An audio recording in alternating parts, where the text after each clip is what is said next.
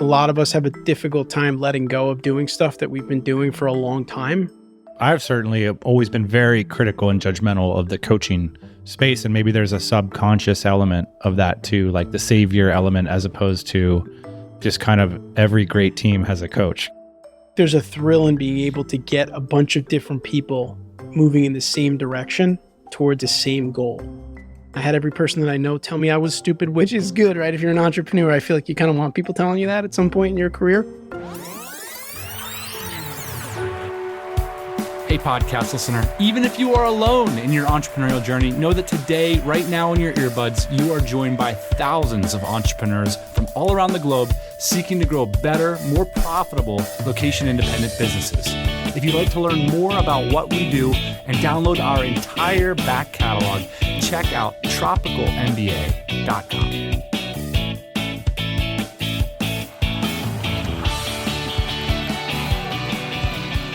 Happy Thursday morning, everybody. Please excuse this conference voice. It's been an incredible week at DCBKK. Obviously, I've been talking a hell of a lot with hundreds of extremely fascinating founders. I can't wait to bring you those stories and just an overview of the event in the coming weeks on this podcast. Now, today's guest emailed me a few weeks ago, specifically about the segment where we talked about aging out of sports, and his take was there something critical that draws us to those sports, and it has something to do with the way many of us run our businesses.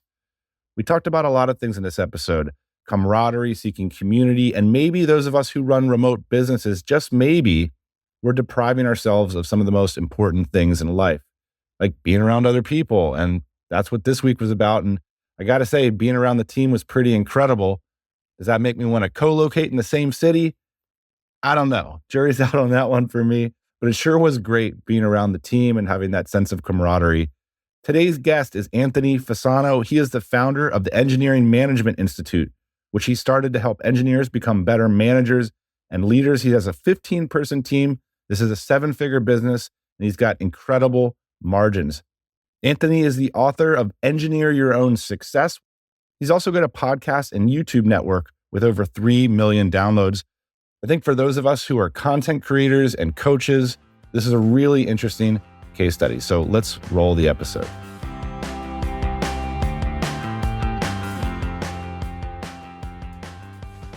So we started out with a podcast called the Engineering Career Coach Podcast, which was focused on helping engineers become great leaders, grow their careers.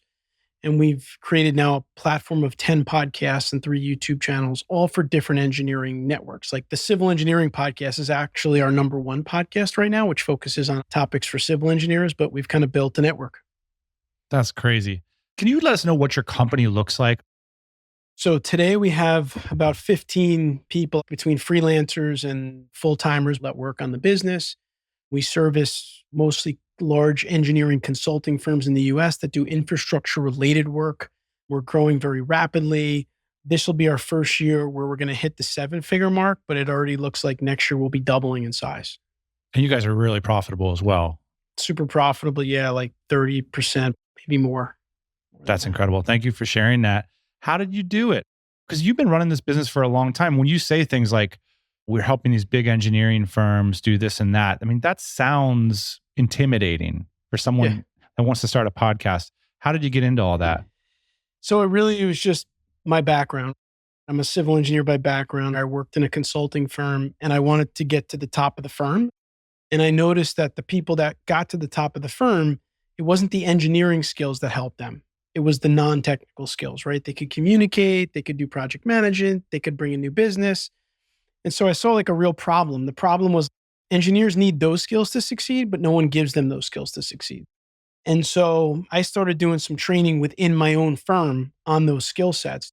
And we saw some great results and I really liked it. And I kind of put 2 and 2 together and said, if there's one firm like mine that has 100 plus people that suck at these skill sets, but they need them to succeed, like there's got to be thousands of them out there kind of across the industry. So one of the things I started doing was I went on LinkedIn every day for an hour at lunchtime and I just started connecting with engineers in different firms. And today I have 15,000 LinkedIn connections and they're all like engineers and engineering firm leaders. And that's been like a huge growth factor for us, but that was really the emphasis of it. And ultimately, I made a couple of deals with some people that I knew to get some coaching contracts, and that got me out the door. And kind of away we went, which was back in like 2012. There's one thing that is confusing to me because I understand the engineers, they want to get ahead in their career. And so they look at a program that would help them make more money, essentially, and be like, yeah, I want to learn those skills. But why do the employers care? Because now you have employers as clients as well, right? So why, as an employer, would you want a bunch of charismatic engineers working for you? Don't you want them just stuck in the AutoCAD cranking out projects? So when I left the company, at that time, I would say soft skills for engineers wasn't as popular as it is now, meaning like companies didn't recognize the value of those skill sets because engineering projects are complex, right? Yes, you got to be on AutoCAD, you got to be cranking out plans and specs, but don't forget you need to communicate those plans and specs to other consultants, citizens, boards, agencies, your clients. So the ability to communicate in magic projects is critical. And what I think started happening with technology and bigger infrastructure projects in the US pumping $1 trillion into the Infrastructure Investment and Jobs Act, these companies were like, holy crap, if our engineers can't communicate and be leaders, we're screwed, basically. And so when I started the business, I started as the engineering career coach because I had gone to coaching school and I thought I could really help engineers. And at one point in time, and we use Taylor Pearson, who I know everyone who listens to the show is a big fan of. He's great. He's our business coach. I worked with Taylor for a long time. And at one point, we were both kind of like, if you want to go more into corporate and go from B2C to B2B, the engineering career coach probably isn't the best brand, right? Because number one, companies don't need a career coach. And I think a lot of people have a negative connotation for coaching. Like I need coaching when I'm in trouble type of thing, right? I haven't heard that in a while, but It's I've true. certainly always been very critical and judgmental of the coaching space. And maybe there's a subconscious element of that too, like the savior element, as opposed to Right. just kind of every great team has a coach. Yeah. And that's the way I try to explain it to people.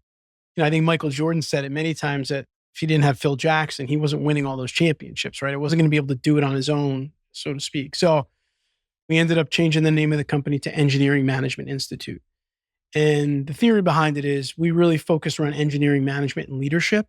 And if we wanted to position ourselves as a company that these leading firms would want to work with, it was a much better branding and much better approach. So the second we did that, things really took off. But the other thing I'll say is that when I left my full-time job in 2012, I had just kind of become an associate at the company and my wife was pregnant. I had every person that I know tell me I was stupid, which is good, right? If you're an entrepreneur, I feel like you kind of want people telling you that at some point in your career. And so I did it and I took a shot and I started full-time and I had a couple of contracts that I got on the books before I quit my job, which got me going for the first year or two. One of the things that perks up my ears when I bump into guys like you, Anthony, is like a lot of entrepreneurs, let's just face it, I'll speak for myself here. We're dirtbags. No one's going to hire us. We don't have a paycheck waiting for us somewhere.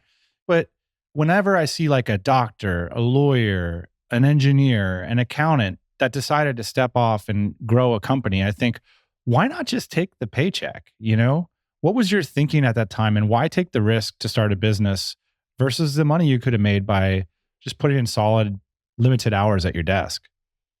I've always felt that if you know how much money you can make in 1 year, you're not doing a good job of, leveraging your skill sets, right? Like if I know my salary is $80,000 a year, then to me that's boring, right? Because I know what I'm getting.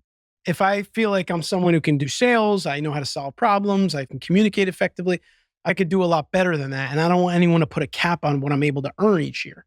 I always tell my kids when they ask me, what do I do for a living? And I say, I'm an entrepreneur. And they say, what is that? I say, I just create money whenever I need it, right? Like that's the way I think about it. If I need something, like we're buying a building right now for our company, we're buying a headquarters. We don't have the money to buy headquarters. I told my wife, I'm like, I'm going to put an offer. She's like, well, what if they accept it? I was like, well, we'll just have to figure out how to get the money. And I worked it out with a client to prepay a training program to get the down payment for the building. So to me, that's an entrepreneurial game is if you know how much you're going to make, that's boring. And you need to be more creative with all the resources available to really leverage your skill sets and then grow in bigger ways than that. Sometimes I see there's a pattern of people developing a facsimile of what they do in their career and kind of selling it back freelance. And that is the first leap into entrepreneurship, which is mine, for example. I took a fraction of what I did at my job, packaged it as an SEO service, and sold it to a client for $50,000 a year. That $50,000 was almost like it was my seed funding to start my company, essentially, because it covered my living expenses at the time. Was that a similar situation that you were in? You're talking about your wife's pregnant, Yeah. you quit your job, and then you sell a couple packages back to clients. Can you walk me through how you cut the two deals that cash flowed your ability to jump off in the first place? So I had remembered that a woman contacted me on LinkedIn. They were a smaller engineering firm, but they were like rapidly growing and acquiring companies. And I called her and said, hey, I think I know how I can help you with your growth plans and integrating acquisitions with some of my coaching skills. And so she got me a job with the CEO, and I got a 6-figure coaching contract over like a year to help them with some of their project managers and integrating these companies. How do you price that? I mean, in the beginning, I think it was all like back of the napkin calculations, honestly. It's like consulting, coaching type of work, Yeah. It was just at that time, what do I think my time is worth on an hourly basis and how many hours is it going to take type of thing, Yeah. for the most part. But then when I gave my resignation with the company that I worked at, who I still have a good relationship with, I was able to retain them as a client to continue to do some of the work that I was doing there, some of the coaching and training. So I had those 2 clients kind of right off the bat. One of the challenges of that sort of situation is, okay, great. Now you've got your freedom. You can hang out at home. You can go to lunch and make it 2 hours. But how do you build an asset when you've just sold so much of your time to a client and you've got to deliver? I sometimes run into agency owners who 3, 4, or 5 years in, it's such good money that they're selling their time that there's not a there. Like there's not an asset at the core of it, except them going out and kind of selling more of their time for better multiples. But you managed to build an asset. And I think, how did you juggle that as you went along? I've been thinking about this a lot. It's 3 things: identify a problem, figure out how to solve the problem, and then figure out how to solve the problem at scale.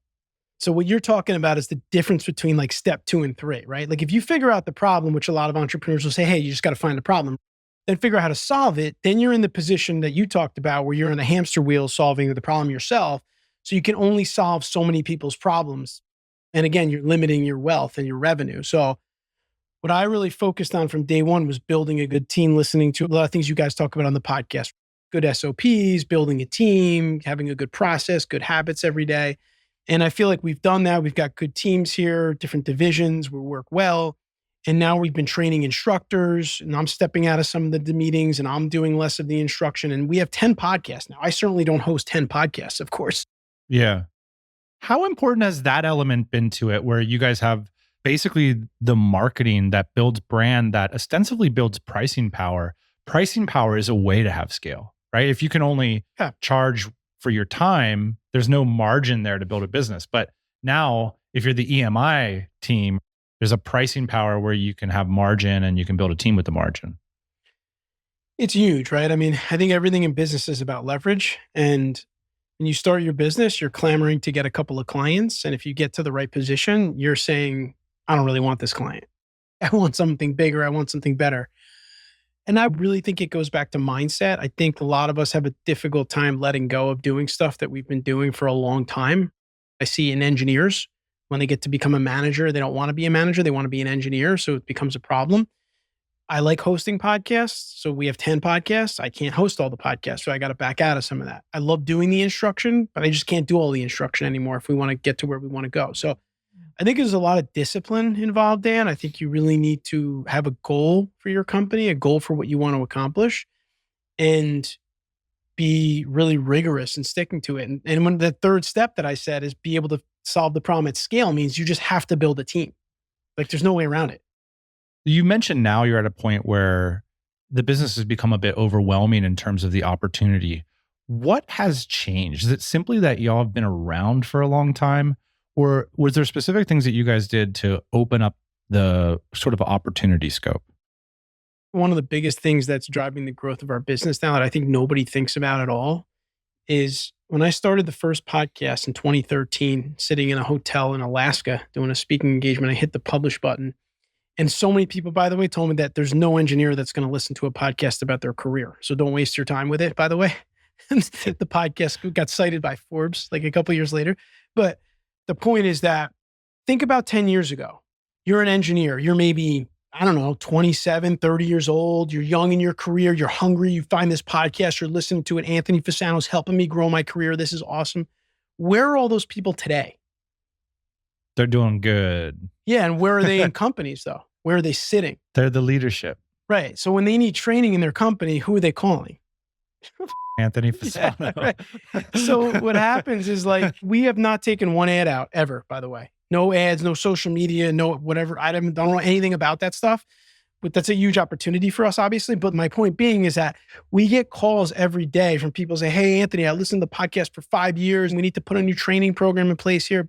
So we're just getting these calls every day. And it's like hockey stick growth at this point. Because if enough people are listening and hearing about EMI, plus now we have a lot of big clients already that keep wanting more work, it just becomes like that flywheel, right? That momentum that just keeps driving you now. I think that having the push-pull content, giving so much good information to people for so many years has really come back now to help the business. Do you guys see yourselves as a media brand with services tacked on the back? I always view us as a learning and development company. I feel like our training programs are the best out there. We can do them at scale. We're really good at it. I just always felt like the content side of our business is information for engineers that I didn't have when I was a young engineer. And I want to make sure that that doesn't happen to any engineers now. That being said, we're starting to get some really big sponsors with products for engineers, but that was never my intention. And I still kind of think of the business as a learning and development organization with some great content. I tell people that we help engineers become better leaders through our content and our learning and development programs. What do you think are the qualities of that audience in terms of size or quality that allows people to build a meaningful business off of it? It's a good question. Our podcasts are a little bit all over the map. We have some podcasts like our civil engineering podcast, believe it or not, that does about 20,000 downloads a month for a civil engineering podcast. Our engineering career coach has had many, many downloads over millions. So I don't know the audience size. I could tell you our email list is 27,000 engineers. So it's hard to answer. I don't think it's the size of the audience, honestly. And I think I've heard you guys talk about this before. It's the quality and the niche of the podcast that is really important. I would say civil engineering firms constitute about 75 to 80% of our learning and development clients. And the US just came out with this Infrastructure Investment and Jobs Act, which will release like $1 trillion to institutions across the 50 states for infrastructure work, which means our clients need more engineers. They need to train them. So I think it's also a little bit timing in the industry. Yeah. It's like all those things that have come together. But I do think that the podcasts, putting out the content is just, it's really a positive relationship with that community, showing them that you're willing to help them. And anything that they need, they should be able to find it on our website. And they don't need to buy something from us. They can just listen to a podcast. Yeah. I do think it's interesting that when people talk about numbers and signals, I think it's so easy to forget that they're very vague approximations of what's actually happening. Like 20,000 engineers that are 40 years old listening to your podcast is extremely different than 20,000 people who are thinking about majoring in engineering. Right. You know what I mean? Like, but it's still 20,000 downloads. And so one of the things I think that's interesting about what you've done is you were able, I call it the coffee table test, where it's easy when you're doing quote marketing to forget that there's a real person on the other side of what's happening.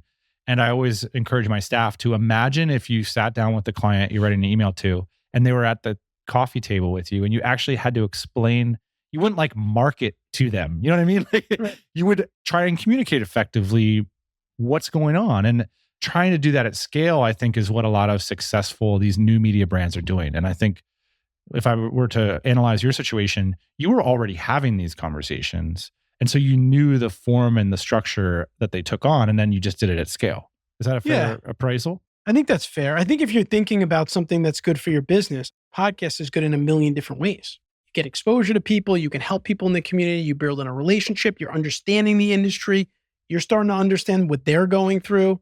There's like a nonstop number of reasons that people should do some kind of content, podcast, videos, but any way you can interact with people in your industry is invaluable for you. Yeah. Hey, if you like the show, just want to remind you, we have a website, tropicalmba.com. You can click through on your phone, check us out on the web, hit that subscribe button. I write the newsletter every week. There's a lot going on behind the scenes of the pod. That's the best way to find out about upcoming events, both virtual, in person, and much more. Check us out at tropicalmba.com and give us some feedback on this brand spanking new website. Because it's time for a spanking. There's a concept we've talked about on the show a few times, Anthony, the 10-year career. And I'm wondering if you could give some contour to this idea where you could have stayed an engineer, made a good living, lived in a similar area, but you branched off to you took your responsibility on yourself. And a lot of people in our community, I think sometimes they look back and they say, well, financially, I'd basically be in the same position if I stayed in a job, but I just made it more stressful.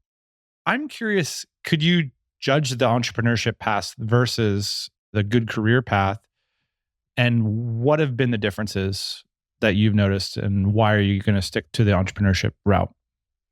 Yeah, I mean, I think about it a lot because I do think that you create stress for yourself as an entrepreneur for sure that you probably wouldn't have in a corporate career. Although I work with a lot of engineers in the corporate world, I don't know that that's true anymore, Dan. I think there's a lot of pressure on people in the corporate world. I think they're working 24/7 like us. You got cell phones, Teams, Slack. So number one, I think that's a little bit of a misnomer unless you have a real job where you're like literally 9 to 5, but I don't think those really exist that much anymore. So that's one thing I would kind of say to people that are considering the difference between the two. The other thing I would say is for me personally, I think it's just not as exciting enough. And I like the idea of growing something from scratch. I may be working a little bit more, be a little bit more stressed, but I think there's a lot more on the excitement side of the spectrum. And I've got to meet so many people, travel to places that I think that's kind of what tips the scale for me to go the unorthodox route, if you will. Do you think it's good enough that it's worth taking a discount for? Like if you knew in advance that you would ultimately make, say, 20% less a year being a founder, would you choose that option? Say for the same period of time? For me, I would say 100% yes. Yeah. There's a personality thing too, right? Like I have no one listening to this podcast right now is like, this is a real decision. Right. That's true. We're preaching to the choir a bit. Yeah. No, I would say that people listening to this podcast have probably thought about it once in a while when they're like up at night at 11 o'clock trying to finish something up. Like I do that lately. It's been a little bit crazy, like just so tired because we're just so busy and you have to work at night sometimes. And I'm getting up early. I have 3 kids. So I do think that there are sacrifices to make, but I do think that if you are disciplined, like I said earlier, a lot of the stuff you guys cover on this show is important. Like you got to be disciplined. You got to have your scorecards. You got to do all that stuff. But if you can do it, I think the upside is greater. And not just financially, I think in other ways. Yeah, 100%. One of the reasons I wanted to talk to you today, Anthony, is this idea of community and camaraderie. You had some really interesting thoughts about it. Recently, I spoke about injuries. You know, I'm old. Everybody around me is getting injured by playing the team sports they used to love. I can feel my wrist right now. Still struggling to recover. And for me, it was just like, haha, people over 30 getting injured, BJJ, basketball, baseball, whatever. We should really move on to be triathlon. But you weighed in with some thoughts about maybe there's like something more to this. Maybe there's something more to the concept of simply not wanting to be triathletes. I'm wondering if you could just share some of your initial thoughts and we'll go from there. I've always been involved in sports my entire life. From a kid in high school, played 3 sports, football, track, baseball, and even I played on a wood baseball team a year ago here in town, and I'm in my 40s. So when I think about it, it's the camaraderie and the team together chasing towards a goal and like going through the ups and downs of a season together is very powerful emotionally. You get the highs, you get the lows, but you're doing it together with a team. You're sitting next to them. You win a game, everybody runs out in the field together. I think like that feeling and that adrenaline is very difficult to replace with something else. For me, I was sitting at home for many years as an entrepreneur. Really, I had a team, but they were all remote and it's not the same experience. And so being involved in sports still allows you to have that in-person, hey, we're doing this together. We're going for this goal. You're on my team and I'm supporting you regardless of what happens. I think there's like a lot of positivity to that. I actually have been reading a lot about this. I'll probably mess up the name of the book. I think it might be called The Good Life, or the people in Harvard that did like the study They studied for like 100 years or something, where they've been We studying can link it up in the family. show notes. Yeah. Yeah. It's like have a bunch of friends, don't drink too much. Those are the big takeaways. Yeah, like it's really relationships, right? Every person they ask that's like in their 80s and 90s, they're like, what do you remember most about your life? They're like relationships. And the people that were happy, you just had like more relationships and more like social interaction, right? Yeah. And so I think that these athletic outlets are a lot of social interaction, a lot of camaraderie, a lot of team building. And I think that we need to do more things like that for people to be happier, especially after COVID, where everybody was really isolated. And I think it's very much sports. And I think sports and business are almost identical if you look at it in many ways. One of the dominoes that fell for me when you mentioned this, there's like this kind of progression where a lot of people, let's just use America as an example. I think a majority of Americans went to church, say 40, 30 years ago. Like when I was younger, we did. And then I didn't go. And then I would hang out with my coworkers when I became, and so like church became like this office thing. Right. And then I was like, well, I don't want to go to the office just like I don't want to go to church anymore. So you start shedding these things. And then I start to notice that the founders were not hanging out in the office. We don't have the office stuff. And then there's a subset of us that do these like sort of extreme tribal things. Then we replace it with, I'm going to go to Machu Picchu, or I'm going to do the DC Hajj, or I'm going to hang out with 20 middle-aged men who are trying to race the Tour de France the day after. There's this like, hyper hobbyist segment where you have this spare time and this flexibility now. I'm wondering if these things are all connected. That's the question. Are they connected? Yeah, I don't know. To me, there's nothing like winning with a team. Just one way to say it. And I think there's a thrill in being able to get a bunch of different people moving in the same direction towards the same goal. And I think it applies in business. I think it applies in sports. I think it applies in different walks of life. You could even look at it from a family perspective if you want to. Yeah. And I think that's what's always been a driver for me. I mean, I actually coached high school football during the pandemic, which was like a random thing to do. And it was a really amazing experience. And what I learned from it was that it wasn't the football. It was like helping the kids and like mentoring them in life. These kids are just having conversations with you every day. Yeah. So I know high school football takes a beating a little bit with the head injuries, and I get that, but like the discipline that it takes for a sport like that to show up every day and be with the teammates and do stuff, I think it's really good for people overall. And so, I mean, I'm so much interested in this. We are trying to purchase a building. Tell me about this. This is how we're ending the interview. Yeah. So you take this so seriously, this whole, I'm talking theory, meta trends. You're like, yo, I'm coaching and I'm buying a building. Why? I just feel that when you're together with people and you're building those relationships and you're doing things in person, you can really accomplish a lot together. And yeah, you could accomplish a lot virtual. I don't doubt that. But there's also that relationship building, satisfaction, happiness that comes into play. And I'll tell you the reason for this, Dan, is because I have a remote team at EMI. That's what our team is, right? I think we have about 15 people now, roughly. We've never met each other ever until this past year. We went to a conference in Boston and we brought like a lot of the team members. First time we met people from Africa, people from, across the US. And it was awesome. We hung out all week. We went out for every meal. It was like amazing. And I'm like, dude, we need more of this. This can't be a once a year conference type of deal. So I was like, you know what? I need to get a headquarters. Maybe it doesn't have to be anything big in the beginning. See if we can we're going to need to hire more people. We can hire them locally. Maybe some of our employees would want to relocate here and start to build something here together where, hey, you don't have to come in every day if you don't want to, but we'd love for people to get together, have a barbecue in the back, make it something that's really like a family atmosphere, which is what we really are, but so you could actually see people and, build those relationships. So we're in the process of it now. We're hopefully going to be closing on the building in a couple of months, and I'm excited about the opportunity. Now, that's the tricky part is like, how can you get a group of 15 people that they're all getting the return on the enormous investment to be together with each other? And that seems to be the trick with these more centralized businesses. Because maybe like, for example, the team members in Africa have a family that isn't going to move to the US. So then how do they make that decision? Right. Yeah. And I don't think it'll be everybody coming to one location, but I just think having a couple of our key leaders together in the building, having a podcast studio that we can go to and run content each day. And another thing that I didn't really mention that I think is important about building a business is you need to have core values for the business. And most people, they're like not memorable. Most of the companies we work with, I don't think any of their employees know what their values are. So a couple of years ago, I went through an exercise and I asked everybody at the company why they like working at EMI. And basically people spit out like a bunch of adjectives, right? Like enjoyment, I love the people. And so what I did was I looked at it and I was like, what are the actions that create these feelings that they're giving me, basically? And I came up with 3 that were pretty stuck out, which was give, guide, and grow. So we came up with this slogan, like we give our all, we guide each other, and then we grow together. It's very much like a scalable mentality.